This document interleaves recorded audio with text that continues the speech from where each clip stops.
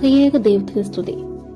ലോകരക്ഷകനായ യേശുക്രിസ്തുവിന്റെ തിരുജനനത്തെ വരവേൽക്കാൻ പ്രകൃതിയും മനുഷ്യനും തിരുസഭയും ഒന്നാകെ ഒരുങ്ങുന്ന ആഗമന കാലത്തിന്റെ നാളുകളിലാണല്ലോ നാം. വിദ്വേഷവും വെറുപ്പും അസമാധാനവും അനീതിയും നിറഞ്ഞു നിൽക്കുന്ന ലോകക്രമത്തിൽ സമാധാനത്തിന്റെയും ശാന്തിയുടെയും സന്തോഷത്തിന്റെയും സ്വർഗീയ ദൂതാണ് ക്രിസ്മസ് പങ്കുവയ്ക്കുന്നത്. പാപത്തിന്റെ ഘടനകൾ പ്രബലപ്പെട്ടു വരുന്ന ഈ കാലത്ത് സമാധാന ദൂതരായി തീർന്ന് ലോകത്തിൽ നന്മയുടെയും സ്നേഹത്തിന്റെയും സാഹോദര്യത്തിന്റെയും വാഹകരാകാൻ തിരുജനനം നമ്മെ വെല്ലുവിളിക്കുന്നു. 25 ദിവസം നീണ്ടു നിൽക്കുന്ന വചനയാത്രയുടെ 7ാം ദിനമായ ഇന്ന് ചിന്തയ്ക്കായി തിരഞ്ഞെടുത്തിരിക്കുന്ന വേദഭാഗം വിശുദ്ധ ലൂക്കോസ് എഴുതിയ സുവിശേഷം 1-ാം അധ്യായം 57 മുതൽ 66 വരെയുള്ള വാക്യങ്ങളാണ്. കുറെ വാക്യങ്ങളായി 57-58 വാക്യങ്ങൾ വായിക്കുന്നു. എലിസബത്തിന് പ്രസവിപ്പാനുള്ള കാലം തികഞ്ഞപ്പോൾ അവൾ ഒരു മകനെ പ്രസവിച്ചു. കർത്താവ് അവൾക്ക് വലിയ കരുണ കാണിച്ചുവെന്ന് അയൽക്കാരും ചാർച്ചക്കാരും കേട്ടിട്ട് അവളോടുകൂടി സന്തോഷിച്ചു. പ്രാർത്ഥിക്കാം. ദൈവമായ കർത്താവെ, അടിയന്റെ നാവിലെ വചനങ്ങളും നിന്റെ ജനത്തിന്റെ ഹൃദയ വിചാരങ്ങളും എന്നേക്കും അങ്ങേക്ക് പ്രസാദകരമായിരിക്കണമേ. ആമീൻ. ഇന്നത്തെ ധ്യാനത്തിന് നൽകിയിരിക്കുന്ന തലക്കെട്ട് നിറവേറലുകളിൽ നിറയപ്പെടുന്ന ദൈവിക സമാധാനം എന്നതാണ്.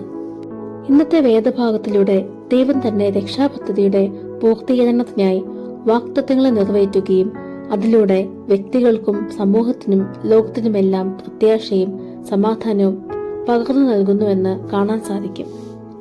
സഖരിയാവും എലിസബത്തും ദൈവം മുൻപാകെ നീതിയുള്ളവരും തങ്ങളായിരുന്ന സമൂഹത്തിൽ ബഹുമാന്യരുമായ വൃദ്ധ ദമ്പതികളായിരുന്നു. ജീവിതത്തിന്റെ ശൂന്യതകളുടെ നടുവിലും ദൈവത്തോട് വിധേയപ്പെട്ട് ജീവിക്കാൻ സാധിക്കുക എന്നത് ഏറെ വിലപ്പെട്ട കാര്യമാണ്.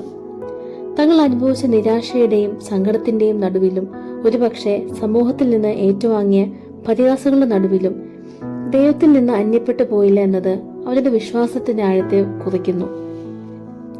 മാനുഷികമായ പ്രതീക്ഷകളെല്ലാം അസ്തമിച്ചെടുത്താണ് പ്രകൃതി നിയമങ്ങളെ പോലും തകിടം മറിച്ചുകൊണ്ട് വാർദ്ധക്യത്തിൽ ദൈവം തലമുറയെ നൽകി അനുഗ്രഹിക്കുന്നത്.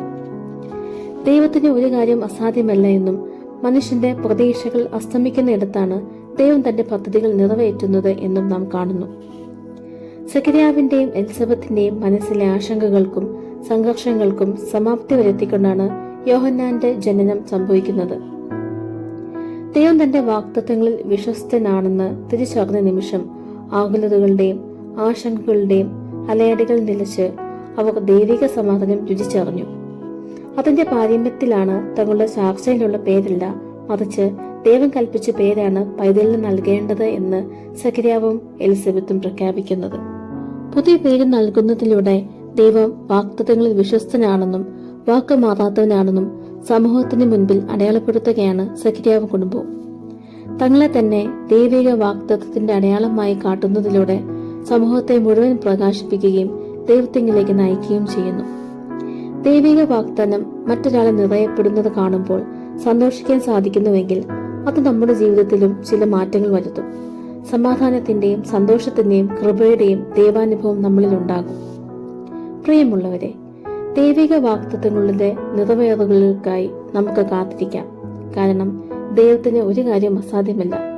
കാത്തിരിപ്പിന്റെ യാത്രയിൽ മറ്റൊരാളെ ദൈവിക വാഗ്ദാനങ്ങൾ നിറവേറപ്പെടുന്നത് നമ്മൾ നിരാശയല്ല, സന്തോഷമുണർത്തണം. അവരിലൂടെ നമ്മുടെ ജീവിതത്തിലും നിറവേറലുകളുടെ ദൈവാനുഭവം രുചിച്ചറിയാൻ നമുക്ക് സാധിക്കും. അതിന് ദൈവത്തിന്റെ പരിശുദ്ധാത്മാവ് നമ്മളെ സഹായിക്കട്ടെ എന്ന് പ്രാർത്ഥിക്കാം.